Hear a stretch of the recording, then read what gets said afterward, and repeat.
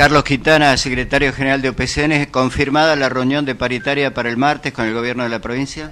Sí, confirmado el día, nos falta confirmar todavía la hora, digamos, porque evidentemente hay dos paritarias, una la docente y otra la de administración central, es decir, pero ayer me confirmó el jefe de gabinete que el martes nos reunimos ya para empezar la discusión paritaria salarial, digamos, porque hasta ahora tuvimos una serie de paritarias que tienen que ver con todo el tema técnico, digamos, todo lo que tiene que ver con situaciones que se plantean de distintas realidades que vivimos en la provincia, qué sé yo, por ejemplo, el tema de la empresa que realiza los reconocimientos médicos, digamos que se toma atribuciones que no están dentro de la ley, digamos, ellos no pueden hacer ni junta médica, ni pueden dar decir que tareas pasivas, ni ningún otro tipo de situaciones. Esa es una potestad que tiene el Estado y obligación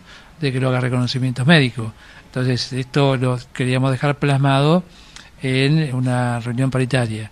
Y luego lo que estuvimos discutiendo y charlando es el hecho de, es decir, la toma de personal, es decir, en modalidades que son, es decir, trabajos negros de última, porque entran como becarios, pero van a hacer tareas regulares y permanentes, entran como practicantes rentados y los mandan no a hacer la práctica rentada, sino que los mandan a hacer tareas también habituales y permanentes. Entonces todo esto deforma, es decir, lo que es el trabajo público. Entonces ya empezamos a trabajar con la gente de la Secretaría de Recursos Humanos y Personal, digamos, y la primera charla que se va a hacer es con relación a los que vienen a hacer pasantías. Digamos, las pasantías, digamos, es decir, como se extienden en el tiempo, digamos, después piden el pase a planta. Entonces, la realidad es que la pasantía no puede durar más de 2 años y la pasantía la tiene que certificar la universidad. En estos casos, no sé cuál es la metodología que se usa, pero no es la normal y la tradicional. Pasan más de 2 años trabajando y ya se creen con un derecho adquirido a seguir estando en el Estado. Digamos, esto en realidad son parte de todas las deformaciones que tenemos en darle denominaciones a la gente.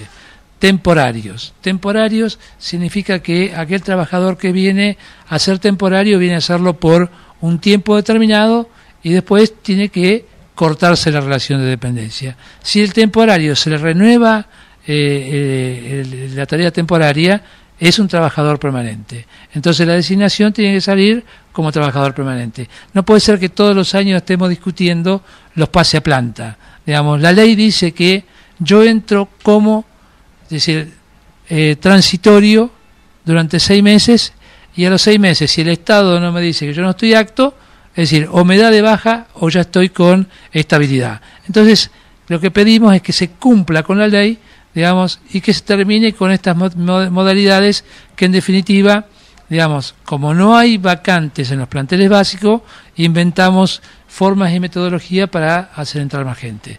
Digo, que hagan entrar a la gente que quieran, pero dentro de los marcos legales y como corresponde. No que después tengamos los sindicatos que andar boxeándonos todos los días detrás de los expedientes y sacar un expediente con 7.000, 8.000 o 10.000 pase a planta. Digamos, los pase a planta son automáticos cuando cumplieron los 6 meses dentro del Estado. Y se termine todo esto, digo, lamentablemente, digo, en algún momento tenemos que parar la pelota y poner las cosas como corresponden, ¿no?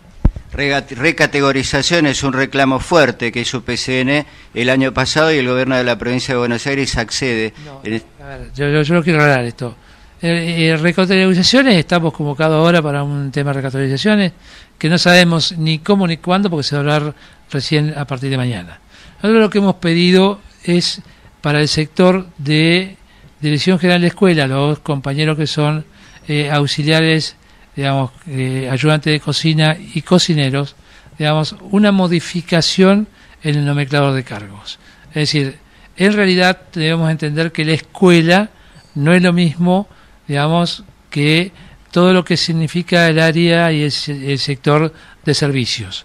Digamos, la escuela tiene otros requisitos, tienen otras necesidades y otra dedicación.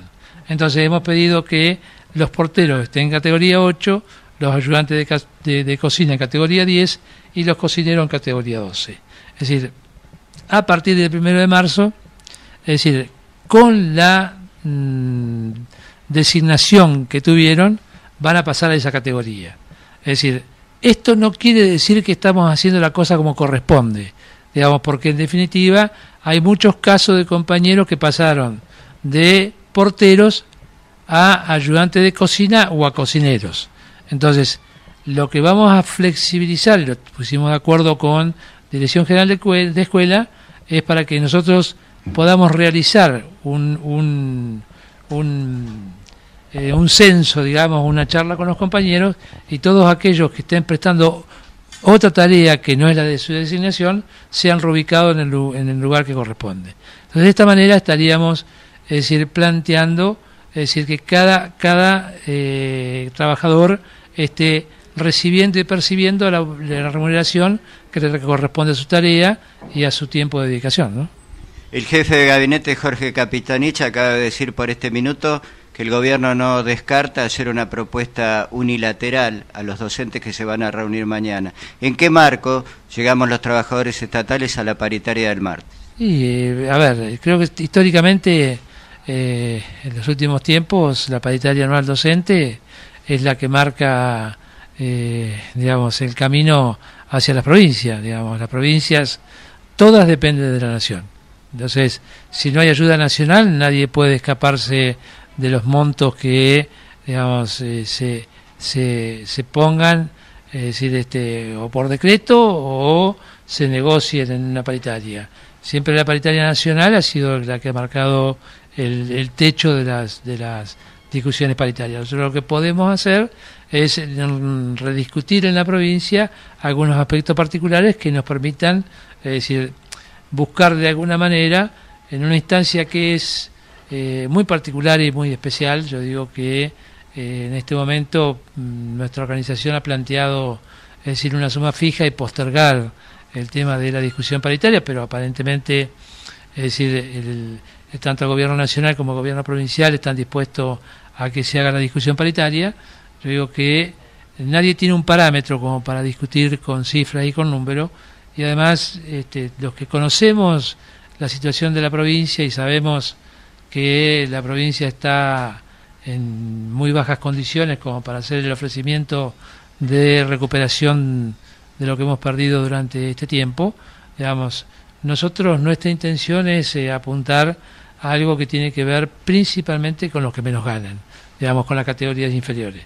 Es decir, obviamente que si el gobierno nacional no modifica el impuesto a la ganancia, hay sectores que por más que pidan aumentos con cifras que son alarmantes, porque en realidad son impagables para algunos casos, digamos, se lo lleva todo el gobierno nacional.